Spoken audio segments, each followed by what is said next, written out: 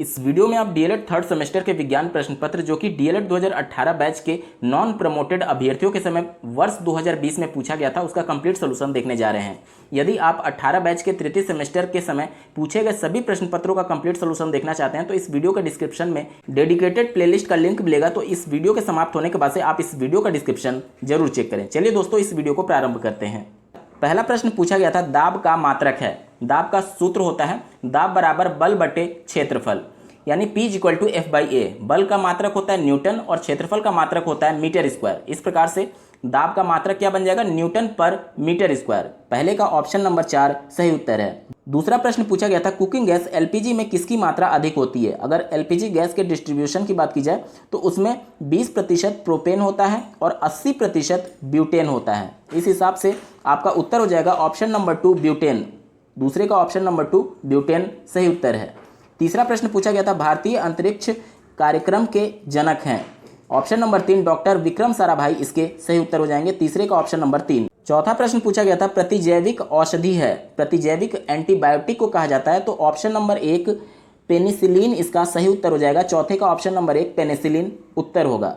बात करेंगे पांचवें प्रश्न की, संचारी रोग है। तो संचारी रोग के बारे में थोड़ा सा जान लेते हैं। ऐसे रोग जो एक रोगग्रस्त व्यक्ति से दूसरे व्यक्ति में दूषित भोजन, जल या संपर्क या कीटनाशकों, जानवरों आदि के कारण फैलते हैं, उन्हें संचारी रोग के नाम से जाना जाता है। अब ऑप्शंस देखिए, इसमें ऑप्शन नंबर 2 में जो दिया गया कैंसर, 3 में मधुमेह और 4 में जोड़ों का दर्द, ये सभी संचारी रोग के अंतर्गत नहीं आते हैं क्योंकि ये एक दूसरे से नहीं फैलते हैं। लेकिन जो हैजा होता है वो संचारी रोग के अंतर्गत आता है क्योंकि ये एक दूसरे के संपर्क में आने से फैलता है। तो पांचवे का ऑप्शन नंबर 1 हैजा इसका सही उत्तर हो जाएगा। बात करेंगे अति लघुत्तरीय प्रश्नों की। छठा प्रश्न पूछा गया था फुलरिन किसे कहते हैं। अक्रिय गैस आर्गन की उपस्थिति में जब ग्रेफाइट को विद्युत आर्क में गर्म किया जाता है तब फुलरिन का निर्माण होता है। इस प्रकार प्राप्त कज्जली पदार्थ में मुख्य रूप से C60 कुछ अंश और C70 तथा अति सूक्ष्म मात्रा में C350 या अधिक संख्या में कार्बन फुलरिन पाए गए।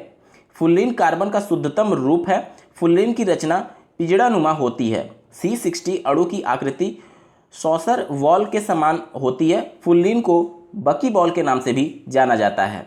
सातवां प्रश्न पूछा गया था परावर्तन के नियम लिखिए।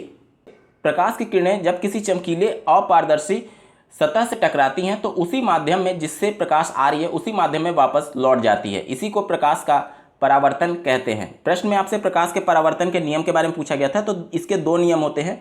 पहला नियम ये कहता है आपतित किरण, परावर्तित किरण और अभिलंब तीनों एक ही तल में स्थित होते हैं। और दूसरा नियम ये कहता है कि परावर्तन कोण आपतन कोण के सदैव बराबर होता है। आठवां प्रश्न पूछा गया था जीवाणु द्वारा फैलने वाले 2 रोगों के नाम लिखिए। आप कोई भी 2 रोग लिख सकते थे, हैजा, डिप्थीरिया या फिर क्षय रोग। अगर इसके किस जीवाणु की वजह से ये रोग फैलते हैं, अगर इसकी भी बात की जाए तो हैजा जो फैलता है वो विब्रियो कॉलरी नामक जीवाणु की वजह से फैलता है। वहीं अगर बात करें डिप्थीरिया की तो ये कॉर्नी बैक्टीरियम डिप्थीरी के जीवाणु के वजह से फैलता है।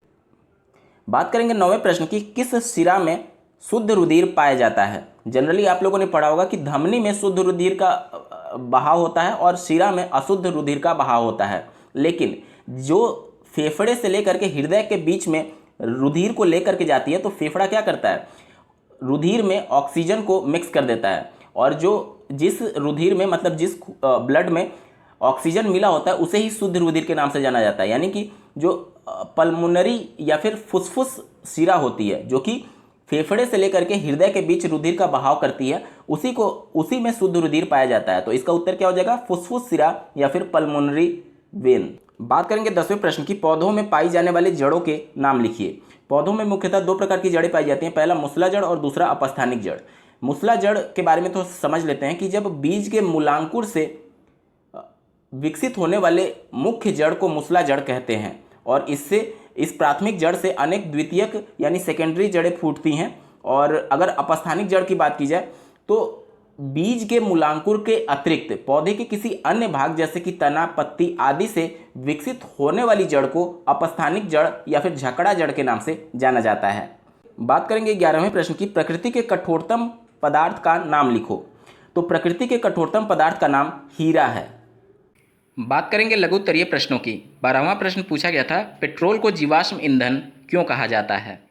जीवाश्म ईंधन उस ईंधन को कहा जाता है जो कि करोड़ों वर्ष पहले पृथ्वी के अंदर उच्च ताप और उच्च दाब में दबने की वजह से और वो ईंधन के रूप में परिवर्तित हो गए, तो इसे हम लोग जीवाश्म ईंधन कहते हैं। और पेट्रोलियम का जो निर्माण हुआ है वो करोड़ों वर्ष पहले जब जीव जंतु पृथ्वी के अंदर दब गए और उच्च ताप उच्च दाब की वजह से उनका ईंधन के रूप में परिवर्तन हो गया, यानी पेट्रोल के रूप में परिवर्तन हो गया, इसीलिए पेट्रोलियम को जीवाश्म ईंधन के नाम से जाना जाता है। 13वां प्रश्न पूछा गया था, मनुष्य के उत्सर्जित तंत्र का नामांकित चित्र बनाइए। प्रश्न में आपसे उत्सर्जी अंग का नामांकित चित्र बनाने के लिए बोला गया था। सबसे पहले उत्सर्जन को समझ लेते हैं। तो शरीर के विषाक्त और अपशिष्ट पदार्थों को शरीर से बाहर निकालने की प्रक्रिया ही उत्सर्जन कहलाती है। उत्सर्जन के लिए अलग अलग अंग है, जैसे कि फेफड़े हो गए और वृक्क हो गया, और यहाँ पर आप इसका नामांकित चित्र देख पा रहे होंगे। हालांकि आपसे वर्णन करने के लिए नहीं बोला गया था। 14वां प्रश्न पूछा गया था, ऊँट की संरचना मरुस्थलीय जीवन के अनुकूल है, सिद्ध कीजिए। मरुस्थल में मुख्यतः पानी की कमी होती है। ऊँट कई दिनों तक बिना पानी पिए जीवित रह सकता है क्योंकि वो पानी को अपने कुबड़ में स्टोर कर लेता है। इसके अलावा जो कुछ अनुकूलन के लिए उनकी शारीरिक संरचना में परिवर्तन हुए हैं उसके बारे में थोड़ा सा जान लीजिए कि उनके कुबड़ में वसा को संचित करने की क्षमता होती है जो शरीर को ऊर्जा प्रदान करती रहती है। दूसरा आप लोग लिख सकते हैं, ऊँट के पैर चौड़े होते हैं जिससे वो रेत में आसानी से चल सकते हैं। इसके अलावा उनके जो होंठ होते हैं वो मोटे होते हैं जिससे कटीली पौधों को सरलता से खा सकते हैं। तो ये कुछ महत्वपूर्ण अनुकूलन लिख सकते हैं आप। बात करेंगे 15वें प्रश्न की, अवतल दर्पण द्वारा प्रतिबिंब बनने के नियम लिखो। अवतल दर्पण द्वारा प्रतिबिंब कहाँ बनेगा और किस तरीके से बनेगा, ये इस बात पर निर्भर करता है कि वस्तु दर्पण के सामने कहाँ पे रखी गई है। इसके लिए कुल 6 कंडीशंस होती हैं। यहाँ पर आपका कंडीशन मेंशन नहीं किया गया, इसलिए आप एक एक लाइन सबके बारे में लिख सकते हैं। अगर वस्तु अनंत पर रखी हो तो उसका प्रतिबिंब फोकस और वक्रता केंद्र के मध्य बनेगा, उल्टा बनेगा और वास्तविक बनता है। इसी प्रकार से सभी कंडीशंस के लिए आप एक एक लाइन लिख सकते हैं। 16वां प्रश्न पूछा गया था, प्राकृतिक संपदा क्या है, इसके संरक्षण के उपाय लिखो। प्राकृतिक संपदा की परिभाषा की बात की जाए तो प्राकृतिक संसाधन या फिर संपदा वे संसाधन हैं जो प्रकृति द्वारा प्रदान किए जाते हैं तथा मनुष्य के लिए उपयोगी होते हैं, जैसे कि पेट्रोलियम हो गया, वन हो गया। इसके संरक्षण की अगर बात की जाए तो जिस प्रकार से पेट्रोलियम का दोहन हो रहा है वो बहुत जल्दी पूरा पेट्रोलियम ही समाप्त हो जाएगा। तो इसके अल्टरनेटिव यानी कि इसके विकल्प के रूप में दूसरे ईंधन को विकसित करना चाहिए। साथ ही साथ इलेक्ट्रिक कार, इलेक्ट्रिक मोटर्स को बढ़ावा देना चाहिए राज्य सरकार और केंद्र सरकार को। इसके अलावा वनों के संरक्षण के लिए पेड़ों की कटाई पर पूरी तरीके से प्रतिबंध लगाना चाहिए और प्रत्येक मनुष्य को कम से कम एक पौधे लगाना चाहिए। इस प्रकार से प्राकृतिक संपदा को बचाया जा सकता है। 17वां प्रश्न पूछा गया था, विज्ञान और प्रौद्योगिकी के विकास से होने वाली हानियों को संक्षेप में बताइए। टेक्नोलॉजी और साइंस से जिस प्रकार से मानव तेजी से विकास कर रहा है उतने ही पीछे वो जाता जा रहा है। उत्सर्जी गैस और विभिन्न प्रकार के वायु प्रदूषण में सहयोग देने वाली गैसों का निष्कर्षण इन कल कारखानों के माध्यम से किया जाता है, जिसकी वजह से ग्लोबल वार्मिंग और वातावरण का टेम्परेचर लगातार बढ़ता जा रहा है। इसके अलावा साइंस और टेक्नोलॉजी की बहुत ज़्यादा उपयोग की वजह से व्यक्ति पहले से बहुत ज़्यादा आलसी हो चुके हैं। आज शारीरिक मूवमेंट बहुत कम हो चुका है और व्यक्ति का जो औसत आयु था जो पहले 70 वर्ष था वो भी घट करके अब लगभग 60 वर्ष हो चुका है।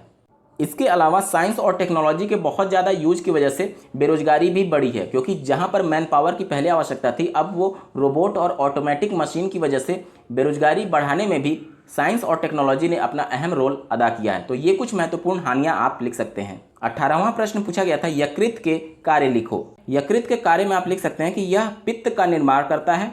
इसके अलावा यकृत पोषक तत्वों का संग्रहण, संश्लेषण, उत्सर्जन, उपापचय जिसे मेटाबॉलिज्म कहते हैं एवं स्त्रावण करता है। उपापचय के दौरान अत्यधिक मात्रा में ऊष्मा का उत्पादन होता है जो रक्त के साथ मिल करके शरीर के विभिन्न अंगों में पहुंचकर शरीर में गर्मी को प्रदान करता है।